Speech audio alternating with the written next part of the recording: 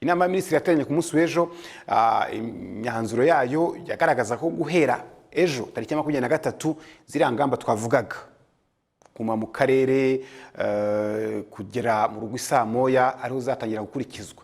Ariko umuntu aratekereza umuntu wari Kigali agomba gutaha i Karongi, agomba gutaha mu karere runaka, Nyabugogo ni hamwe umuntu umutima uhita ujya ahantu hahurira. Nyabugogo ni irembo mpuzamahanga ry'umujyi wa Kigali n'u Rwanda muri rusange, hakaba n'ahantu biragoye kuhanyura. Ni nayo mpamvu buriya mu iyi minsi hatameze neza, hari inzira Nyabugogo itari nyabagendwa mu iyi minsi, byatumye hiyongera. Ubu rero tuvugana mugenzi wacu Andrew niho aherereye. Andrew, waramutse neza? Waramutse neza Bazina Fiston. Twarimo tuvuga ngo dushobora kuba dutekereza ibintu ariko asanga bihabanye n'ukuri. Nyabugogo byifashe bite? Ntabwo mabanye n'ukuri, kamaze mbere gatoya ishusho ibanze ibiyerekere.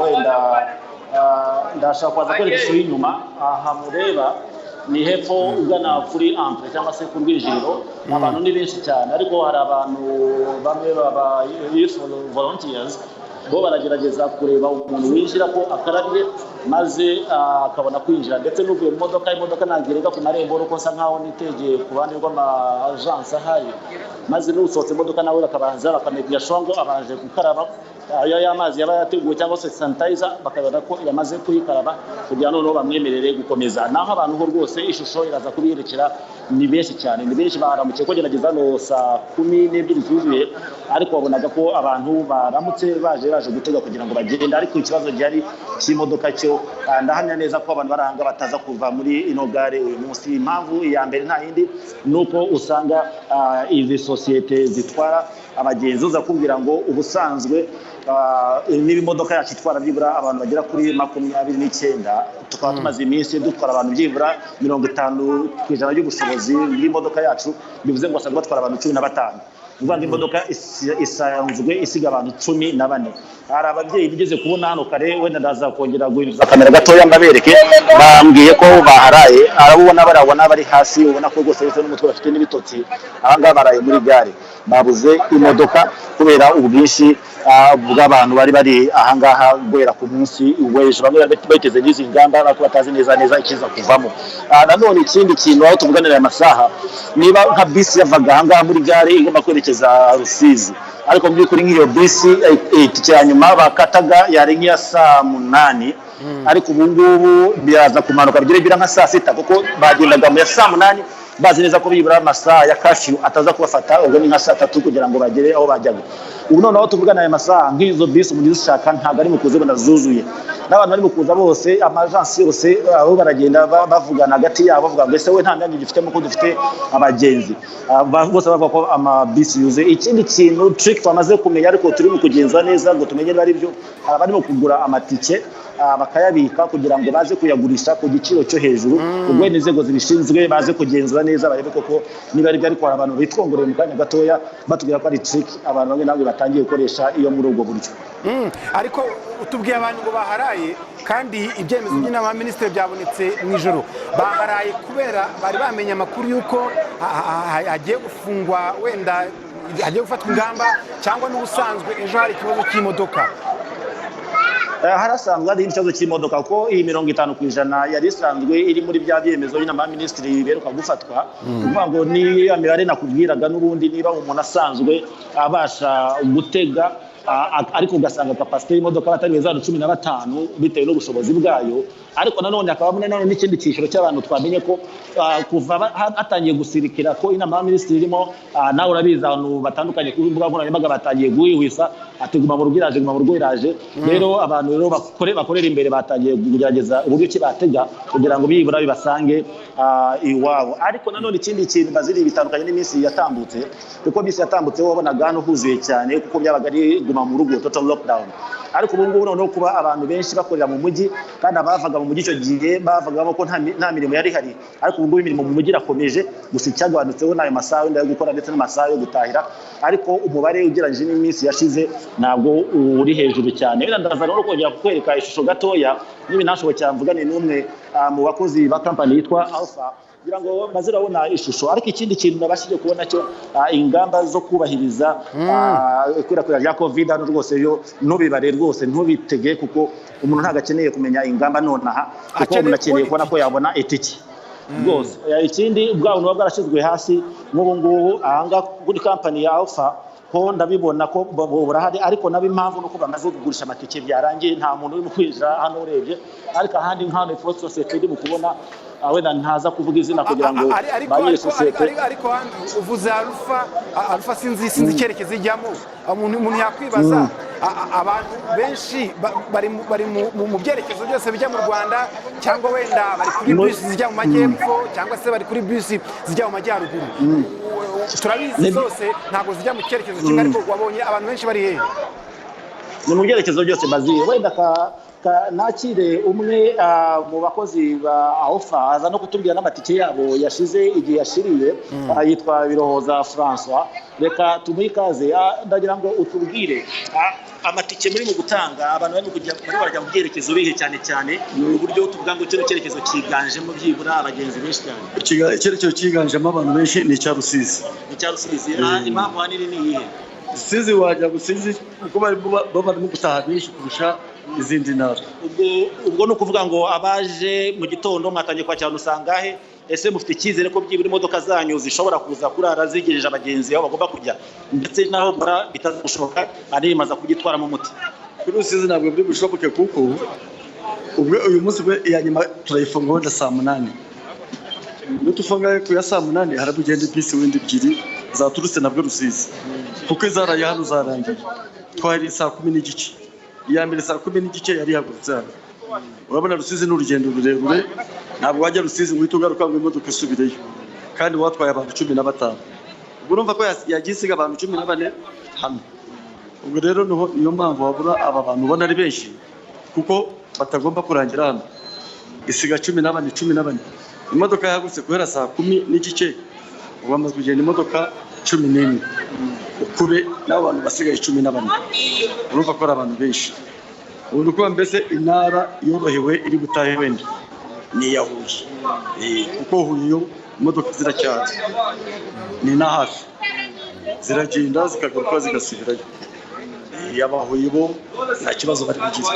Kubaraye ahangaha se byo byatewe n'iki? Byatewe nuko hanini bikanze ko imyanzuro y'amaminisi ishobora kuza ihindura bimwe mu bintu, cyangwa byatewe n'ingamba zisanzwe zihari za 50% by'ubushobozi bw'imodoka? Yageza utubwira icyo kintu. Aba baraye hano ubu bumvishe nka saa 9 saa 10 bumvishe ko inama yateranye, bamwe bahita baza bavuga ati ejo bashobora kuzadufungira nituve mu mujyi.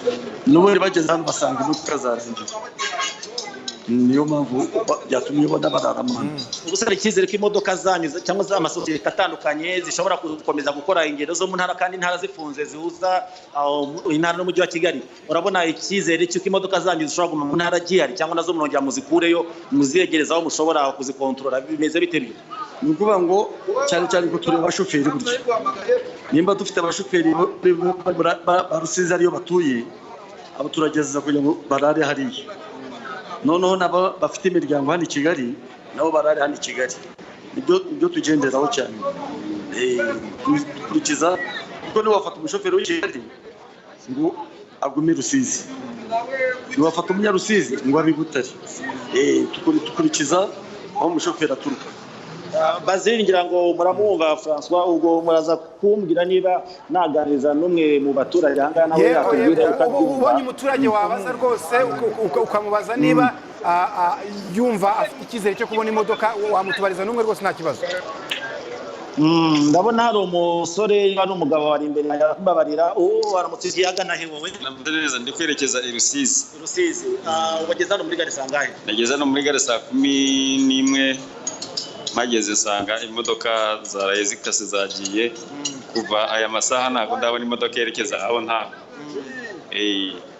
Ubu ni ukuvuga ngo nta kutabonye imodoka biraza kugenda gute? Nawe muri gare nk'abandi twabonye baraye hano, cyangwa urabanza usubire mu rugo uzagerageza ikindi gihe, ariko ubwo nyuma y'ibyumweru 2 baramutse bahinduye izindi ngamba? Uko byasa kose ndumva gusubira mu rugo ntabwo byoroshye kuko narindi mu kazi, kandi naguse nta mvuga ngo nibura njye mu rugo njye kubahiriza amabwiriza ndi kumwe n'umuryango, none ubu byabaye ikibazo kuba ndi hano ntari ndi kubona uko ngera mu rugo, mudufashije mwadukorera ubuvugizi tukagera aho dutaha. maze ndakaganirize n'undi namwe muri abagenzi muratubwira amazina yawe tubwire ndetse naho werekeje n'amasaha wageranga muri gare. Okay, ngiye nitwa Prote abona ari ngiye Rusizi. Nageze hano saa 11 ariko nabuze imodoka na n'ubu ngubu. Kubera iki Rusizi niho ukorera cyangwa watinye ko ibi byemezo bishobora guhindura imibereho y'abana muri Kigali ukavuga kamitemo kujya muri Rusizi? Mpamvu ni aya Rusizi ni mu rugo, nashaka gutaha nkajya mu rugo Rusizi niho mvuka. Wowe amazina yawe werekeje he wageze muri gare sangahe? Nitwa Mazima Crenest, nageze hano saa 11 n'igice shaka imodoka ijya Rusizi ariko twayibuze kubera ko abagenzi ni benshi, ariko cyabaye ikibazo kandi urabona ikibazo gihari gikomeye cyane. Urabona ibyemezo byafashwe birashobora ko bizahinduka mu byumweru 2 bakaba bashyira muri guma mu rugo. Twashaka kuba turi kumwe n'imiryango kugira ngo bitworohere kubahiriza ari amabwiriza kugira bizagende neza. Muze wowe werekeje agana he wageze hano muri gare sangahe muze? Saa 11 zo mu gitondo. Ambara agapfukamunwa neza kuko bimwe mu bituma rwose twirinda gukwirakwiza COVID-19. Nageze saa 11 ariko kugeza amasaha nta modoka turabona. Wowe werekeje hehe? Nerekeje Rusizi. Ubwo bivuze ngo nutayibona biraza kugenda gute ko bishobora kuzajyayo nyuma y'ibyumweru 2 haramutse yabayeho kongera kuvugura amabwiriza yashizweho? Ni ugutegereza tukareba ko leta hari icyo yatumarira kugira ngo tugereyo dusange imiryango, twegere imiryango nyine kugira ngo dufatanye kwirinda icyorezo cya coronavirus. Usanga ukorera i Rusizi cyangwa i Kigali, impamvu ituma ujya Rusizi ni iyihe? Nkorera hombi, i Rusizi ndahakorera ni Kigali ndahakorera, ariko ahanini cyane nyine aho biremereye cyane ni Rusizi kuko niho ngira n'umuryango, kuko niho natuye. Ubwo rero bigasaba ko ngomba kwegera umuryango kugira ngo dufatanyirize hamwe kwirinda icyo cyorezo. Murakoze cyane. Ndetse na Fisto ngira ngo murabyiyumvira. Nashaka kukubaza ubu akenshi iyo byagendaga gutya ku munsi nk'uyu nguyu habaga inzego zitandukanye zirimo RURA, abahagarariye izo kampani zitwara abagenzi, hashakwa igisubizo. Kugeza ubu hari abantu uri kubona aho ngaho bari kugerageza gushaka igisubizo cy'iki kibazo? Fisto urakoze. N'ubu nta muntu turabona mu nzego za leta, ariko bitewe n'ahantu duhagaze twebwe nonaha wenda wasanga ari urundi ruhande bariho, ariko igice duherereyemo ni kimwe mu bice bigifitemo abagenzi benshi cyane. Ariko ubwo nitusoza ino interview turaza kureba, ariko umuyobozi yageze hano nkangaha bita byigaragaza nta numwe turabona rwose ko n'abasaha twagiye twe yari kare cyane. Urabona ko abaturage niba François yatubwiye neza ko hari abazi baraye hano, kandi ngo n'ubushize bitewe na experience bafite nabwo ni leta, inzego zose zaramanutse ziritabazwa kugira ngo bashake imodoka zibasha byibura gucyura abaturage bamaze iminsi hano muri gare. N'ubu ngubu rero niba bidafatiranye ashobora kuza kubamo ikibazo cyo kongera kwiyongera k'ubwandu bitewe n'ahantu baherereye, uburyo bw'isuku ndetse n'uburyo bwo kunanirwa bakirambika aho hasi, ugasanga nabyo bishobora kuza kuba ikibazo. Wenda kabibaze gato muze François gice gisobanura mbere ko tuzakomeza gukomeza imirimo. François, ubu ngubu murabona biramutse bitagenze nk'uko mwe mubyifuza, ari inzego za leta muzimenyesha ariko byagenze gute kugira ngo byibura babagoboke babatabare kugira ngo byibura namwe mfashe abagenzi bave hano muri gare batongera kuharara? twebwe twiyambaza ubundi APR kuko ari ishinzwe gare. Perezida uyiyoboye mba mfite telefone ye akenshi, n'ubu nari maze kuvugana nawe, nimbona ubushobozi bukomeze kundenga amubwiye kwiyambaza muhamagare. amubwiye ngo iki bavuganye? Akubwiye ngo iki ku bijyanye n'ubushobozi nuko mubona situation none? Turasaba ko yambwiye ati wowe urabona imeze gute, nambwiye ko n'ubundi aho bigeze amasaha nta bushobozi mfite bwo kugira ngo mbatware mbamare muri gare. Ni cya kibazo nyine n'ubundi mwavugaga, urumva ko bo niba bageze kuri ATPR ngira ngo nibeshye ni impuza amashyirahamwe ya transport, ariko zino za agence zitwara abagenzi, kuvuga ngo bo nibo bahagarariye izo agence zose ziba zitwara abagenzi, ariko bakiyongeraho n'izindi companies zitandukanye. Ni ukuvuga ngo rero ubwo niba ikibazo bamaze kukimenya hakiri kare ukadutegereze turebe ko byibura biza gutanga umusaruro. Ariko ikindi kiza cyo kwishimira ni uko byibura mu ngamba zaraye zishyizweho nanone bashyizemo byibura umunsi umwe wo kugira ngo abaturage babanze bitegure utega ntabwo byabyutse bishyirwa mu bikorwa nk'uko byari bikunze gukorwa mu minsi yashize. Andrew, reka tugushimire cyane, kandi turebye ubwinshi bw'abantu aho ngaho wenda binagoye no kugira ngo umuntu yisanzure, wambare neza agapfukamunwa nawe ubundi wirinde.